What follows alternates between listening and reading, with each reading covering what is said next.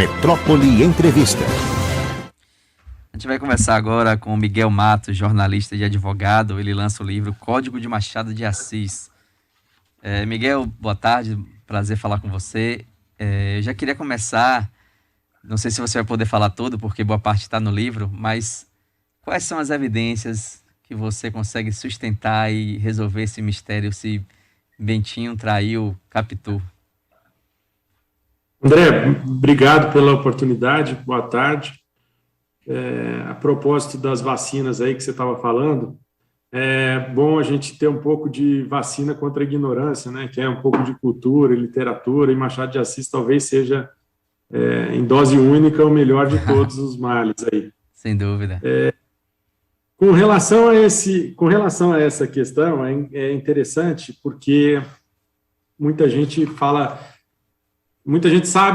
sabe pouco do Machado de Assis e, em geral, sabem muito dessa situação da Capitu, né, se Capitu traiu ou não. A evidência que eu trago, na verdade, é uma senha jurídica que eu acho que eu demonstro no livro, né, e que desvenda o mistério da possibilidade ou não de traição de Capitu. E o que tem no livro do Machado de Assis é muita coisa jurídica, muitas senhas, né? Machado de Assis deixou muitas coisas no livro para serem descobertas. Acho que nós precisamos ainda reler muito Machado de Assis para descobrir elas.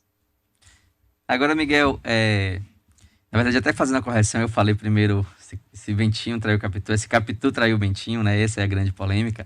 Eu sempre tive a impressão, aí é uma coisa minha, né? E aí, não sei se sua evidência passa exatamente nesse ponto. Na história de Bentinho tem um momento que a família, ele era prometido para ir para o seminário, né, para virar padre. Ele faz lá uma manobra, indica um terceiro, é uma espécie de burla, né, que ele faz e terceiriza a promessa. E eu sempre achei, a minha impressão, a leitura minha, que isso era um indicativo de uma forma de um castigo que ele viria a ter na vida ou algo nesse sentido. Então, para mim, né, interpretação minha, eu sempre achei que realmente ele tinha sido traído por ele ter traído a providência divina, né? E minha leitura sempre passou por aí. Mas você vai pelos caminhos jurídicos, né? Onde é que estariam essas evidências dessa traição? O próprio Bentinho, no livro, é um advogado, né? Ele tido como um bom advogado. Queria que você falasse um pouco e como é que você foi esmiuçando isso até chegar à sua conclusão. Não foi boa a sua colocação vamos supor, dele ter cometido um pecado, né? Vamos dizer assim, está sendo... indo para o purgatório ali. Mas, na verdade, o Machado de Assis tinha muita coisa de religião na obra dele, mas o Machado de Assis não trazia muito uma questão assim, ele não traria, na minha opinião, né, uma culpa dessa forma, né, não estaria purgando assim. O Bentinho, ele é uma pessoa muito cismada, ciumenta, neurótico, vamos dizer assim até. E ele dá a entender que a Capitu traiu, né? Tanto é que depois ele se separa da Capitu. Mas todo mundo ficava, traiu, não traiu, não traiu, não traiu, porque a gente estava procurando, na minha opinião, no lugar errado. A gente estava procurando a resposta no ciúme do Bentinho. E não era bem aí, na minha opinião.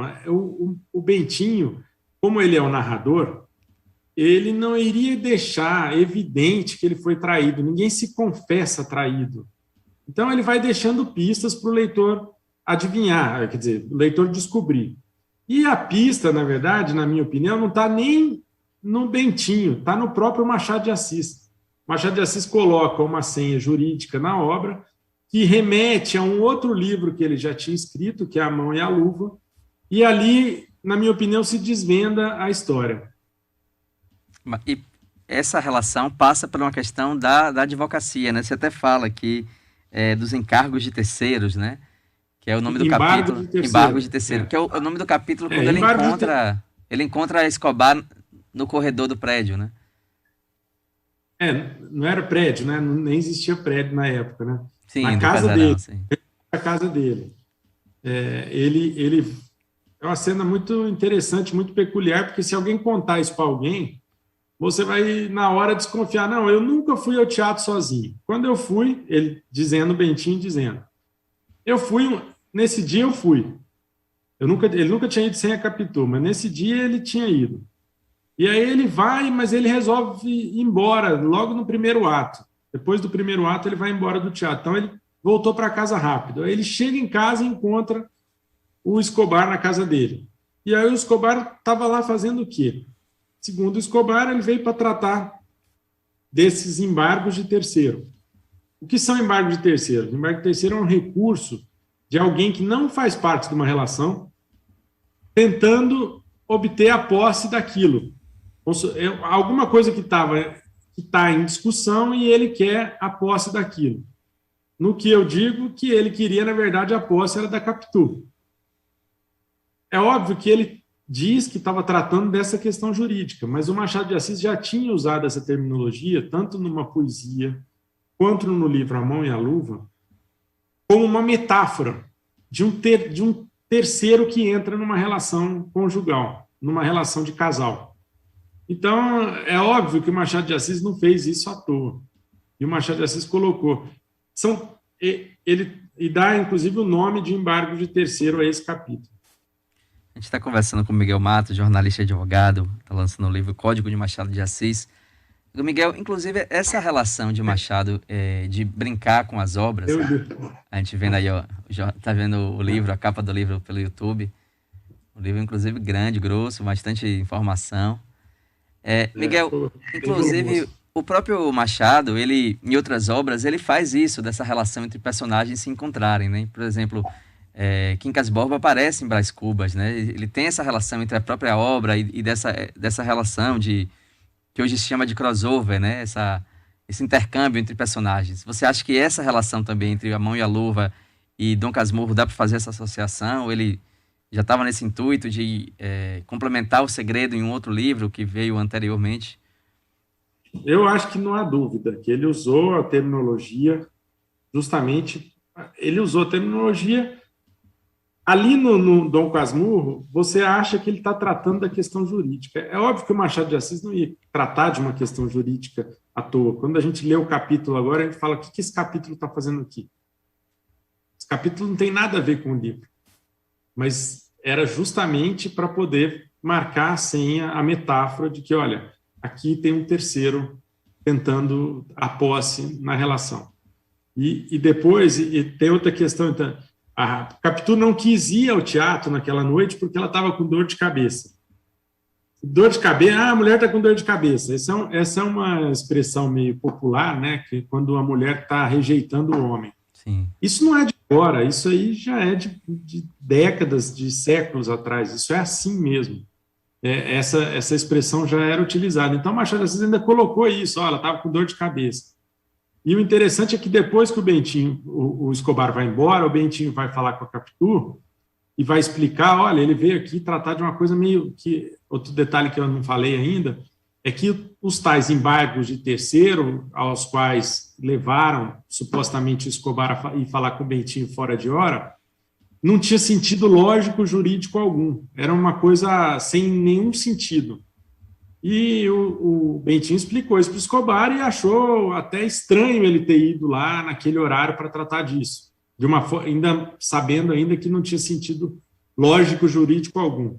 E aí, então, o Bentinho vai explicar para a Capitu, vai falar, não entendi, porque ele veio fora de hora tratar desse assunto que não tem tanta lógica. E a própria Capitu é que defendeu o Escobar, tentando dar uma justificativa para o ato dele. Quer dizer, fica tudo muito, muito simbólico nesse capítulo. Um capítulo curtinho, mas bem simbólico. Na verdade, são 3 capítulos, mas começa com esse capítulo. Como todos os capítulos do Dom Casmurro são bem curtos.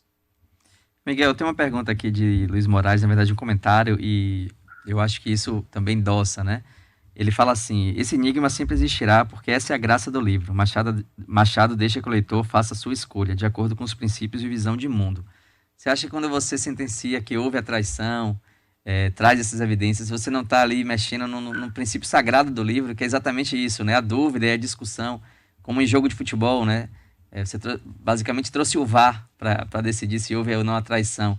Sendo que boa parte da graça é cada um sustentar uma teoria e se prender a um ou outro fato.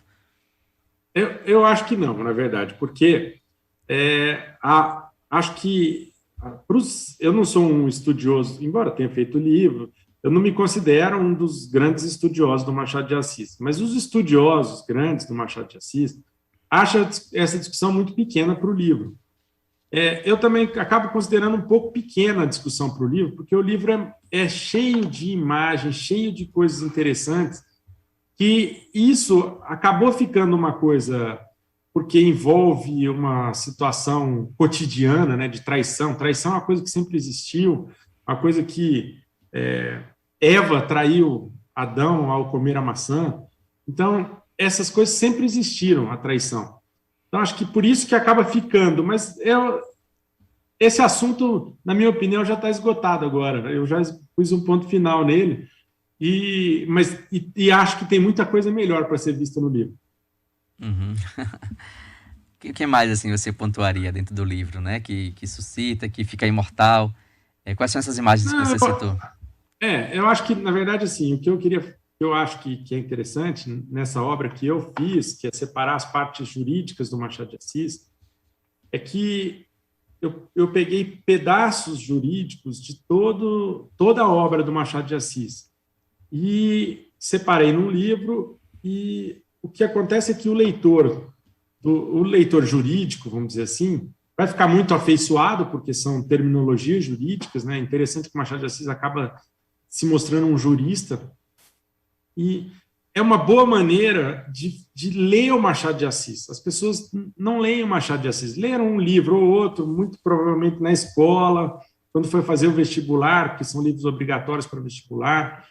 Leram, alguns até nem leram o livro, leram um resumo do livro, que é o que faz o estudante em geral, na correria, porque tem muita coisa para ler. Leram discussões, né? Leram um ou outro conto, mas não leram a obra toda. Isso é uma maneira de ler a obra toda. Na parte das crônicas ficou interessante, porque eu contextualizo as crônicas. Ninguém nunca lê muito as crônicas do Machado de Assis, porque elas se referem a fatos cotidianos acontecidos em 1860, 1870. Então, ela não tem tanta graça, vamos dizer assim. Mas transportando ela para os dias, contextualizando, ficou bastante interessante esse trabalho. E eu acho que é uma boa oportunidade para as pessoas lerem o Machado de Assis. Está conversando com o Miguel Matos, jornalista e advogado, está lançando o livro Código de Machado de Assis. Miguel, na própria vida de Machado, né, você acabou citando um pouco isso, ele era uma espécie de rábula, né? Ele não era alguém ligado ao direito, assim, que exercia a profissão, mas ele tinha essa relação realmente. Você acabou descobrindo isso nas próprias obras? Como é que foi sua pesquisa de Machado de Assis, ele como um ser humano, o que ele viveu, a vivência dele no período histórico, e a partir disso, como é que você foi ramificando os estudos para encontrar essas evidências, esse lado jurídico tão aflorado? A biografia do Machado de Assis, elas são muito falhas, porque o Machado de Assis parece até que escondeu a vida dele. Então, tem muito pouca coisa. Perto de outros autores, a vida do Machado de Assis é muito misteriosa, até o que acaba incrementando o apelido dele de bruxo do Cosme Velho. Não dá para saber direito muita coisa. O que se sabe é que ele era de uma família muito humilde, muito pobre, e conseguiu,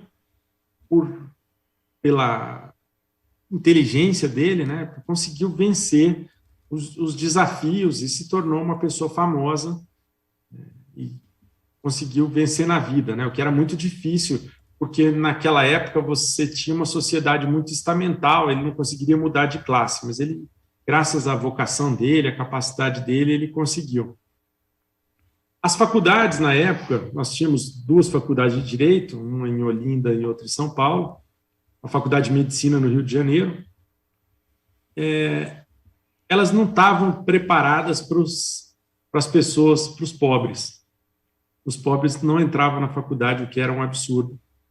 Elas estavam preparadas só para as elites, porque você tinha que ter feito vários cursos, você tinha que ter um conhecimento, e você tinha que se manter, comprar livros, era muito difícil.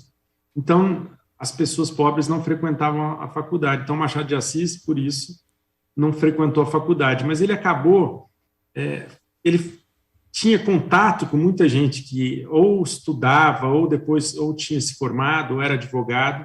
Ele lia muito e ele acabava se interessando, então, por esses assuntos. E como funcionário público, né, Machado de Assis, um outro dado interessante, Machado de Assis foi funcionário público durante 40 anos, e como funcionário público ele trabalhava com muitas questões jurídicas, ele recebia advogados, despachava, dava opiniões que eram eminentemente jurídicas. Isso, então, foi levando para as obras dele esse aspecto jurídico, essa terminologia jurídica, essa relação com o direito. Eu coloco no livro que nós temos mais de 200 personagens ligados ao direito, entre advogados, juízes, promotores, funcionários de cartório, enfim, uma gama imensa de personagens jurídicos. Ano passado a gente teve a notícia, Miguel, que foi muito boa, que a obra de Machado de Assis começou a ser traduzida nos Estados Unidos, né? Brás Cubas foi o primeiro livro, teve uma aceitação muito grande.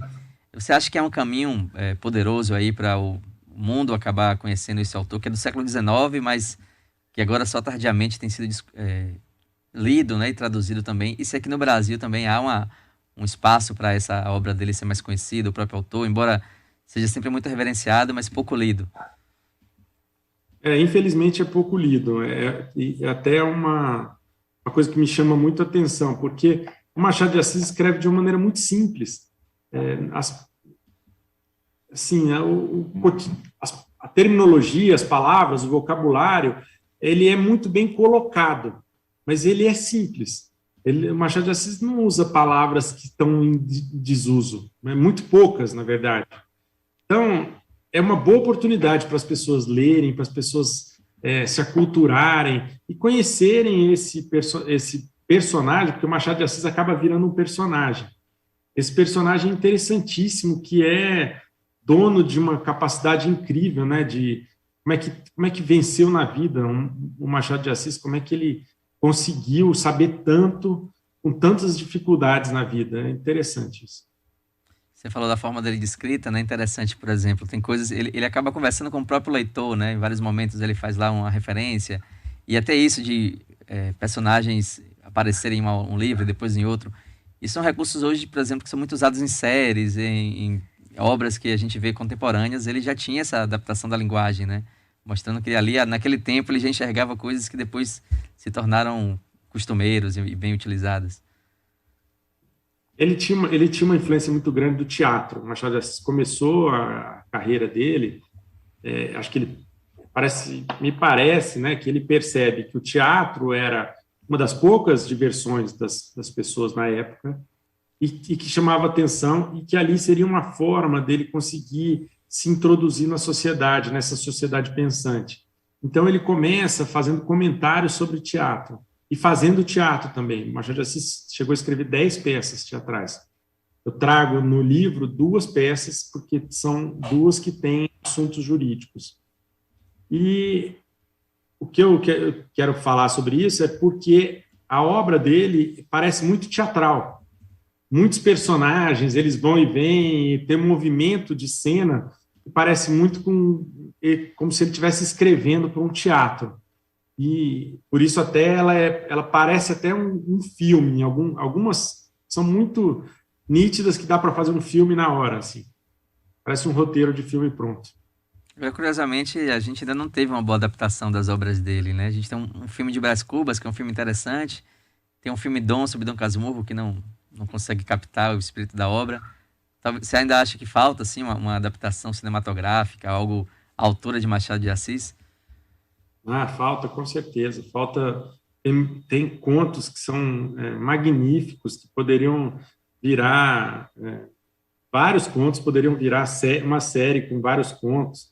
Eles são...